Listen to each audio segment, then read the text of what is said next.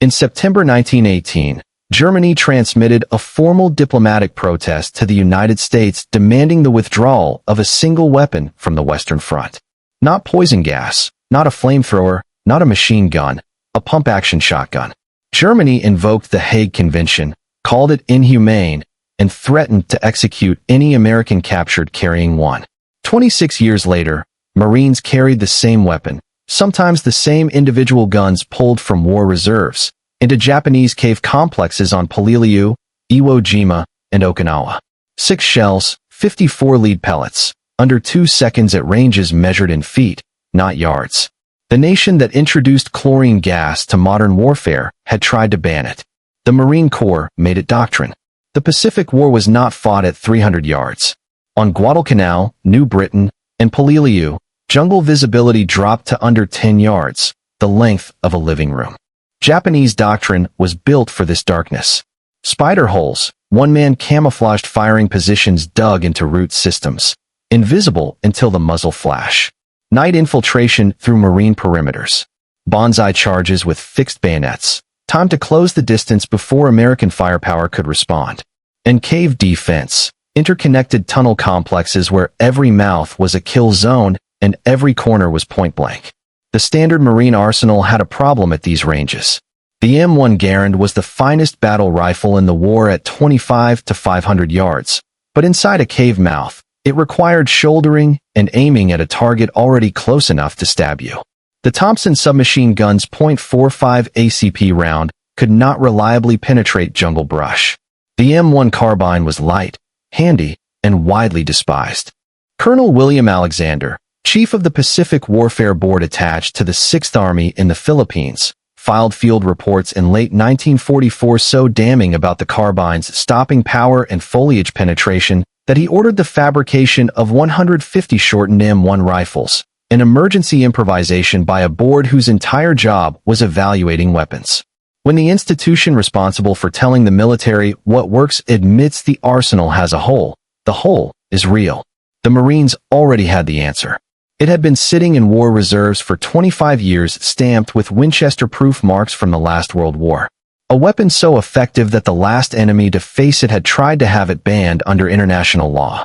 John Moses Browning designed the Winchester Model 1897, a pump-action, exposed hammer 12-gauge shotgun. For the First World War, the Army bolted a perforated steel hand guard over the barrel, fitted an adapter for the M1917 bayonet, loaded it with double-aught buckshot, and sent it into the trenches. That was the birth of the trench gun. Everything after was refinement. The weapon's defining feature was not its gauge or its barrel length. It was a design choice Browning never removed. The Model 1897 had no trigger disconnector.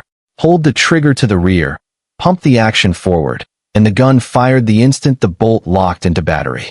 6 shells, 5 in the tubular magazine, 1 chambered, in under 2 seconds. 9.33 caliber lead pellets per shell, 54 pellets total. At 10 feet, that pattern had not yet spread beyond the width of a man's chest. A shotgun blast at cave mouth range was not a wound, it was the end of a man. Winchester's hammerless Model 12, built on the same Browning patent, slam-fired identically, entered production in 1912, and eventually accounted for more than 80,000 units delivered to the Marines, Army Air Forces, and Navy during the Second World War. The Marines used the Model 12 more than the 1897 in the late war island landings because it was newer, less prone to fouling in sand and salt, and available in far greater numbers. In September 1918, Germany had formally protested the shotgun to the United States, transmitted to the Swiss Embassy to Secretary of State Robert Lansing. The protest invoked Article 23E of the Hague Convention, which prohibits arms calculated to cause unnecessary suffering, and threatened to execute any American captured carrying a shotgun or shotgun ammunition. The nation that introduced chlorine gas at Ypres called the shotgun inhumane. What Lansing told Germany in response, and what that reply meant for every Marine who carried a Winchester into a Japanese cave, is a story worth hearing. But first, the weapon needed a war that matched its geometry. The Pacific provided it. On November 6, 1942, Lieutenant Colonel Evans F. Carlson's 2nd Marine Raider Battalion landed at Aula Bay, Guadalcanal, to begin a month-long patrol behind Japanese lines. Carlson's three-man fire teams carried M1 rifles, Thompsons, and bars, but supplemented with what contemporary accounts described as a liberal quantity of shotguns and .45 caliber pistols. Many of Carlson's raiders were rural Southerners who had grown up bird hunting with pump guns. Over the next 29 days, the raiders killed 488 Japanese soldiers. They lost 16 killed and 17 wounded. The trench gun had arrived in the Pacific. 1 year later, it found its war. November 20th, 1943. BDO Atoll, Tarawa.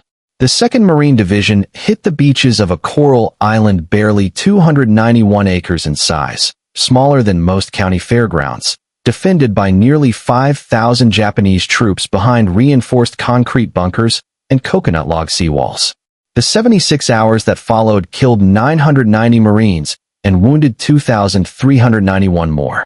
Nearly every one of the 4,836 Japanese defenders died. Combat distances on BDO ranged from 0 to 50 yards. Marines climbed over low seawalls directly into Japanese fire from positions they could have reached with an outstretched arm. And at Red Beach 3, the man directing the assault was Major Henry P. Jim Crow, commanding officer of 2nd Battalion, 8th Marines, a former enlisted Marine, a national record bar shooter, and the founder of the Corps' marksmanship school. Crow was one of the finest rifle marksmen the Marine Corps had ever produced. He went over that seawall carrying a shotgun. The photographs are real. The unlit cigar clenched in his teeth, the Winchester cradled in his arms.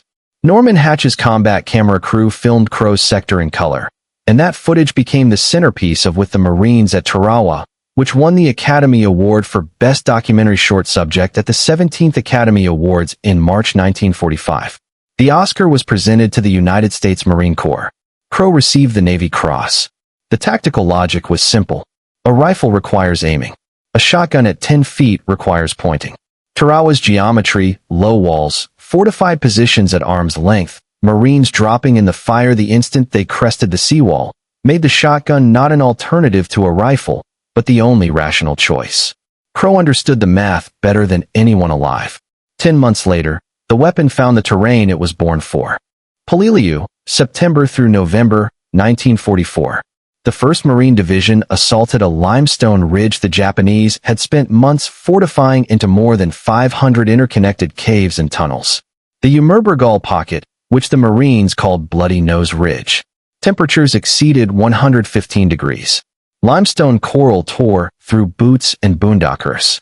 Inside the caves, absolute darkness, the stench of decomposition, and the metallic echo of a pump action cycling in a space too small to miss.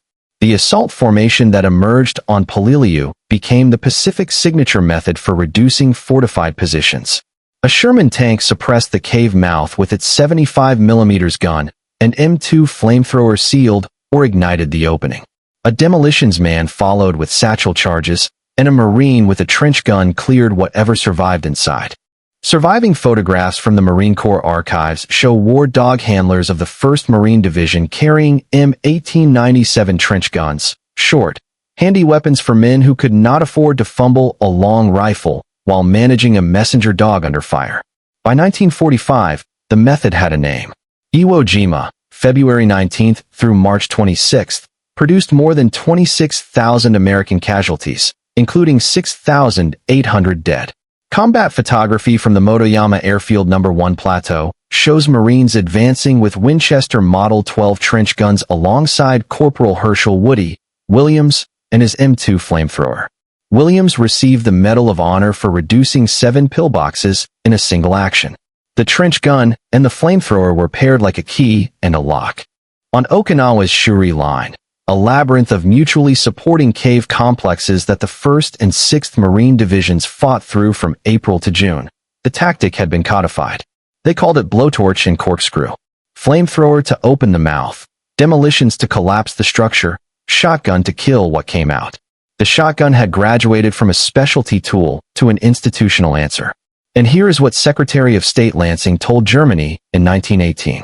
His reply, preserved as Document 912 of the Foreign Relations of the United States, stated that the shotgun could not be the subject of legitimate or reasonable protest and warned that the United States would make such reprisals as would best protect the American forces.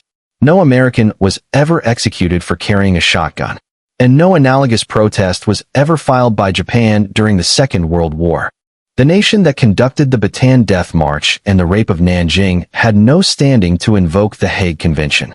The weapon Germany tried to ban fought on through a war worse than the one that inspired the protest. Germany protested the shotgun formally in 1918 after facing it for months on the Western Front. Japan, which faced it far more extensively across 3 years of island combat from Guadalcanal to Okinawa, never did. No diplomatic note, no propaganda campaign. The Imperial Japanese military had its own vocabulary of fear for American weapons. The flamethrower, naval gunfire, the B-29. The shotgun does not appear in it. The weapon operated below the threshold of strategic concern, a platoon-level killer, not a campaign-level weapon. But at the platoon level, it was absolute. It was also limited. Double-aught buckshot was effective to roughly 25 to 40 yards. Beyond 50, it was useless. On open ground, Saipan's beaches, Okinawa's exposed ridgelines, Marines carried rifles, not shotguns. And in the jungle humidity of the Pacific, the paper shot shells swelled and jammed the action.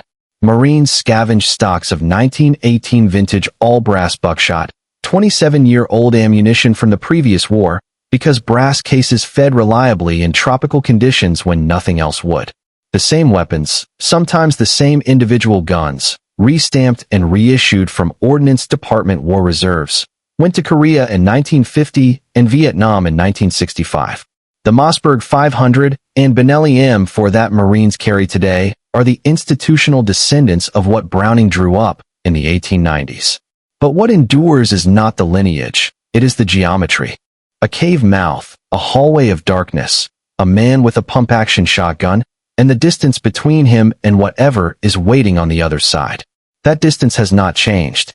Browning designed it in 1897. Marines were still carrying it in 1968. 71 years. Some designs outlived the wars they were built for. This one outlived 3.